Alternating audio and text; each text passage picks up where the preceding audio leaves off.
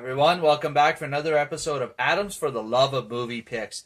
First off, folks, I just want to apologize for last week. I was super busy and kind of tired, and I just didn't have time for a video. But we're back again this week, and this week we're going to be talking to you about, I believe it's the 1997 film. Just double checking that here, folks. Yeah, 1997 film, Copland. Now, this film has quite a few well-known and very respected actors in it. You got Sylvester Stallone as Freddie Heflin, Harvey Keitel as Ray Donlin, Ray Liotta as Gary Figgis, Robert De Niro as Mo Tilden, Peter Berg as Joey Randone, Janine Garofalo as Deputy Cindy Bates, Robert Patrick as Jack Rucker, Michael Rapaport as Murray Babich, Annabelle Sikora as Liz Randone, Noah Emmerich as Deputy Bill Geisler, Kathy Moriarty as Rose Donlin, John Spencer as Leo Krasky. And I think that's pretty much the extent of the important and well-known actors in this one.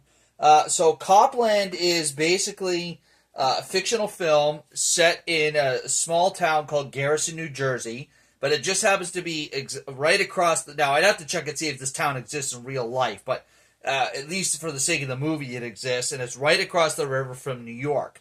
So a lot of the big city New York cops live in this town of Garrison. And you come to find out that the reason they do is because this town is actually run and, for the most part, owned by the mob.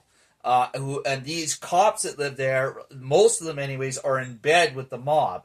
And the small town sheriff, played by Sylvester Stallone, is unaware to these goings on. He's kind of a simple small town sheriff. I wouldn't say he's stupid, but maybe a little naive. And he's always had big dream ambitions of becoming a New York City cop, but due to an accident when he was a young man, he is profoundly deaf in his one ear, and I guess you have to have hearing in both ears to be a big city cop.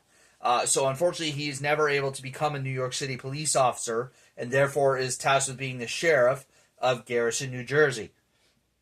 During the sequence of the events in this film, one of the cops, the corrupt cops, played by Murray Babich, who's also known as Superboy, accidentally shoots and kills two unarmed African-American teens on his way back from a party. They sideswipe his vehicle. He thinks they're armed with a weapon, and he retaliates and shoots and kills them. And comes to find out they were actually unarmed.